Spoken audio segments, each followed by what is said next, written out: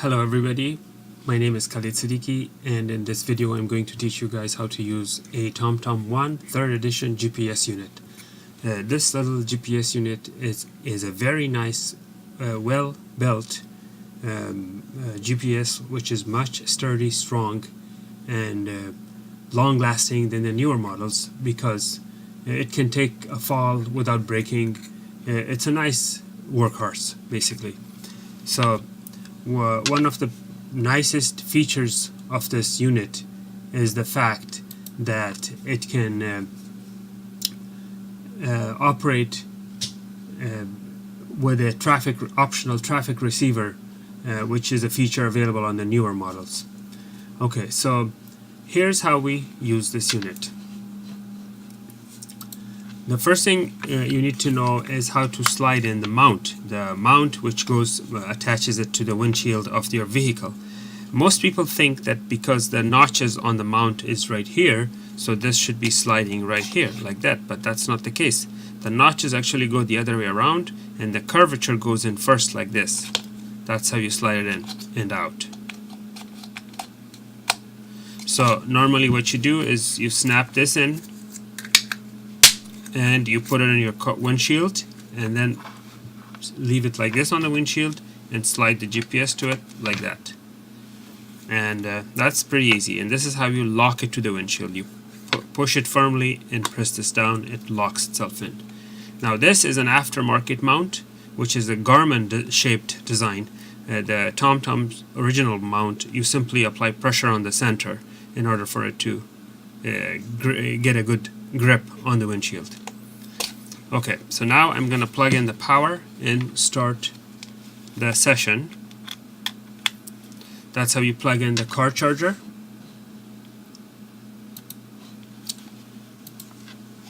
And this is a little setup here I have with a microphone on the back so you can hear the voices of the speaker. I'm going to slide it in and turn it on. So there it is, turned on. Okay, so now I'm gonna click on agree. You have to see the agreement conditions. The first thing we need to do, we need to set it to comply with our needs and accordance to our preferences. So basically what we do is we do a factory reset. That's very important, to change the GPS based on our need. So I click in the center, I click on the triangle pointing to the right multiple times until I get the factory reset icon. 1, 2, 3, 4, 5. Oh, I'm sorry, you have to go to change preferences and then you click that. So change preferences, 1, 2, 3, 4. So after 4th time I got the factory reset. I will repeat that. Click here, change preferences, 1, 2, 3, 4, and that's factory reset. Click that, and it's asking you if you want to do a factory reset. Click yes. Are you sure? Yes. And this is what you get after you do a factory reset. Choose the language of your choice. So US English, is that correct? Yes. Click anywhere on the screen. If you're right-handed or left-handed, this is where you pick the correct one. And if you're traveling in the US, you have to choose miles. Anywhere else in the world, Europe, Africa, North America, like Canada, Mexico, Australia, everywhere you have to choose kilometers, except for the US where you have to use miles. So we leave it at miles because this will be used in the US. Now this is the time. If you want military time format or regular standard time format, most of you already know that. And the time set, you have to choose the time of where you are. You cannot change the clock on the GPS. You can only change the location, time of the location you're at, because the GPS clock is 100% accurate with the satellites, and that's how it can navigate. That's why you can only choose the region of the time you're in. So I'm going to leave it at 12 a.m. even though in West Coast right now is 2:25. I mean, I could choose 2:25. It doesn't matter. Oh, actually, it's 2:25 p.m. So I'm going to go to 1 to 25. So there you go, that's the West Coast time right now. Alright, so this is the voice of the guidance. What voice you would like for the GPS to guide you with, like tell you to turn right or turn left and whatnot. So let's play and listen and choose the one that's our favorite voice. After 1/4 mile, you have reached your destination. Oh, that's very loud. Let me reduce the microphone. Okay. At the end of the road, take the ferry. So I'm gonna. It says, do you only want English voices or other voices? That's something you need to decide. After 300 meters, you have reached your destination. Another voice. After 300 meters, you have reached your destination. After 300 meters, you have reached your destination. So anyways, you get the idea of different voices. Let's choose this one. After 300 meters, you have reached your destination. So you select the voice of your choice, and then you choose the map. Usually, all of them come with the United States and Guam. So, which Guam is an island, and it's a U.S. territory. So basically, this comes with USA, Canada, and Guam, which is North American Guam. Now, this map is older, but these units, although they're a decade old, they do come with newer maps as well. So right now, I'm going to choose the United States and Canada map. And these are the map colors which you like to choose for day, and these are the colors you can choose for night. It's good to choose darker colors for night. It doesn't matter, or you could use the same bright color. Would you like to set your home address? You can do that, but I don't need to do it right now. Would you like a brief tour? If you say yes, give me a brief tour, the GPS will actually go step by step and tell you different things that you can do. For example, if I'm going to say yes, so there you go, you could just read. So that's how normally your screen will show the driving view, that's what it is, and this is where your next direction is. Basically, based on this, you have to make a right and another right, and this is telling you where your information is as far as arrival time, about your trip, like a distance to destination, and all those things, speed and whatnot. You can have detailed information. This tells you in how many meters or feet or miles you're making your right turn. So this is the zoom in and zoom out for the map. To open a menu, example, plan, or router. Okay, anywhere on the screen you can click to open a menu, which I just did. Sure. These are the navigate to button. This is find an alternative route, or detour we call it. This is a place where you like and you want to add it to the favorites. This is the button you want to press. This is to change the preferences of the GPS, which I did in the beginning. Okay, this is to turn the sound on and off. Night colors. And so okay, so I'm gonna go continue, decline. Okay, now this I like to decline because you don't want your private information to be shared online, where you're going and whatnot. So for privacy reasons, I rather decline this. Okay, so here is our main screen. From this screen is where we could start navigation. First, let's see what version of our map is. To see the version of the map, you click on the clock, you click on version, and this will tell you everything you need to know about the GPS, including the version of the map, the version of the GPS, the version of the navigation core or nav core or operating system. Everything is there. And you could also see the satellite signal strength right here. Right now I only have a single satellite, because I'm indoors. Obviously I don't have satellite strength, but it basically tells you there. And also here shows the battery status that's being charged. Now if I unplug this, most likely the unit will turn off because this battery is a bad battery inside. It's a dead battery, but that's at least where you can tell what's the status of your battery. And how do you plan a route? If you want to go somewhere, you click on the center of the screen, and then you click on Navigate to. Here you choose the country where you want to go to, or you can choose the state where you want to go to. So let's say we want to go to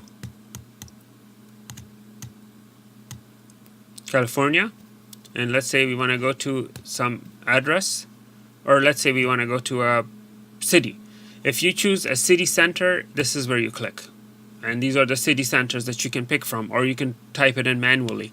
If you are going to a street or a house, somebody's home, you click here, and then you choose the city first.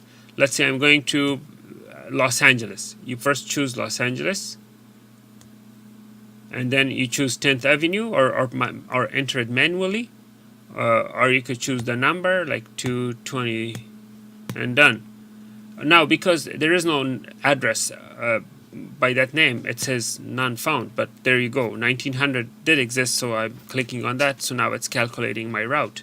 So I'm going to cancel that route. This was just for learning purposes.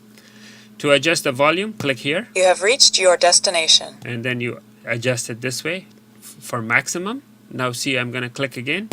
You have reached your destination. Too loud. So I'm going to leave it in the middle. And test it again. You have reached your destination. Like that. So that's the volume. Now here are certain things you need to know.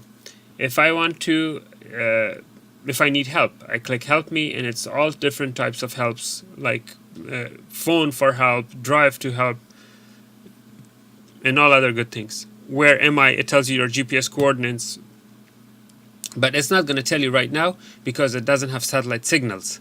So basically it's trying to find satellite signals. This is where it was last time. So same thing with first aid and whatnot. Like first aid guide, for example, this is the guide that you can go to and see what to do in an event of an accident or whatnot. It's pretty handy. And also you could add a place to favorites if you like a place. And if you go to Navigate to, you could go to recent destination, places that you have been to before, and just choose one of those from the list. Points of interest is very important to know.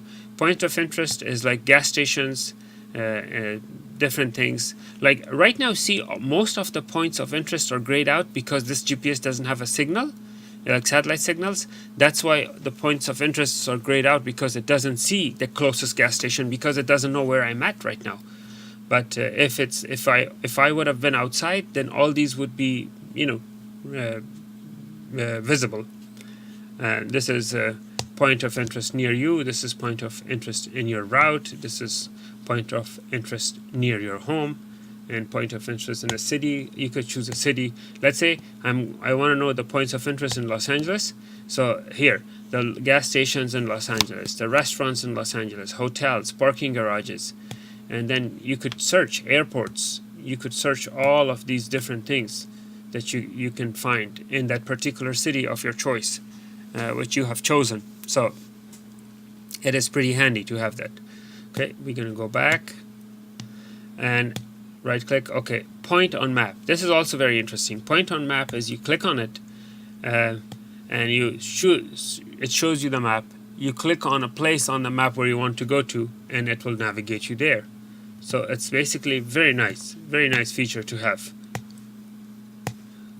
This is like guiding you how to do it like that. Okay, so point on map, navigate to.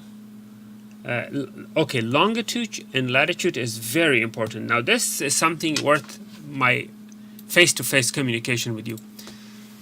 If you are traveling to a country where the street or house addressing is not accurate, most places like I went to Italy, for example. Most hotels, they will give you their address by horizontal and vertical geographical information, which is known as longitude and latitude coordinates. And all you have to do is enter those longitude and latitude coordinates in your GPS unit, and the GPS will guide you exactly to that particular hotel or point of interest. Now, this is not only for places where the addressing system is complicated or not there. It's also important for places where you don't speak the language. For example, if you're traveling in China, or if you're traveling in Russia, or in a country where you don't understand the alphabet or the names of the streets, obviously the best way to navigate is to use points of GPS coordinates, because that's all numbers and it's so easy to punch in. Now, if I want to go somewhere in China, I don't even know the Chinese alphabet to punch in the address in Chinese. So what am I going to do? I'm going to punch in the longitude and latitude on the GPS screen, and the GPS will take me straight to that address regardless of the address details. Okay, so that's why this is so important to know. So when you choose latitude and longitude, it will ask you to enter the coordinates, the first coordinate and the second coordinates. Now this is the latitude. You have to enter the latitude, which is minutes, seconds, and degrees and whatnot. And then you click OK, and then it will ask you for the longitude. So that's why it's very important to enter the information correctly. And also you need to make sure you enter the NS and E and W, which is north, south, east, west. You have to enter those correctly. If you enter those incorrectly, it could be a coordinate in the middle of the ocean, which nothing exists there and there is no street leading to it. That's why you have to be very careful when you're entering longitude and latitude addresses. So yeah, basically that's what it is with points of interest and destination. Now, and preferences, we only went through factory reset. However, there are a lot more than just factory reset that you need to learn. For example, right here, you could choose day and night colors. Right now it's a night color. See how dark the screen became? So that's use day colors, the screen is brighter. Same thing with the settings that you can choose. Show which points of interest you want it to be shown on your screen. The more points of interest you let it to be shown on the screen, the more crowded the screen will appear. So right now, these are the ones that are selected. But if you scroll down, a whole bunch of them are not selected because you don't want the screen to be extremely crowded. So right now, if I go to the map, see there I see a bus station, there I see a shopping cart, there I see another shopping cart. If I would have selected everything, these little boxes would have filled up the screen and I wouldn't even be able to see the map because all those points of interest would pop up right and left. So that's why you have to only choose those points of interest to be showing on the screen that are more important for you. Now these are the ones that are showing on the screen as you drive. It doesn't mean that it will eliminate your navigation to that point. For example, here is Vaughn's, a grocery store, or Target shopping center. If I uncheck Vaughn's or Target, doesn't mean that I cannot navigate to Target or Vaughn's. It simply will not show Vaughn's and Target on my route or on my map as I am passing by that area. That's all it does. So no big deal to uncheck it. Basically, you could uncheck it with confidence without losing the ability to navigate to that place. So it basically will not let you see if you're close to one. That's all. All right. So basically, I guess we covered most of the things. Let me see if I missed anything. Done. So safety preferences, that's something that you need to check and uncheck, whichever one you like. You simply read like warn if you're driving faster than the speed limit. That could be a little annoying, especially for a guy like me who always a couple of miles above speed limit. So that could be a little annoying, so I don't like to have that checked. But if you are a safe driver, you want to check that. And also, let's see. Okay, now the difference between this and that is that you will set a speed and it will warn you if you go faster than that. And this one is it will warn you if you're going faster than the speed limit of that particular area. So you have to know which one you want to choose. Okay, so these are the things you need to see. Some countries drive on the left, and if you wanted to warn you if you're driving accidentally in the wrong side. So these are the things you need to know. And then sound, you can turn it on and off. Volume preferences, change the voice, change the home location, warn when near certain points of interest. For example, you want the GPS to warn you whenever you're near schools so you can slow down. So you could choose that warn me when I approach school area, school zone or whatnot. So yeah, basically that's what it is. I'm not gonna bug you any longer. We covered most of the important things. If you have any questions, please message me, and make sure not to forget to like and subscribe. Thank you for watching. Have a great day.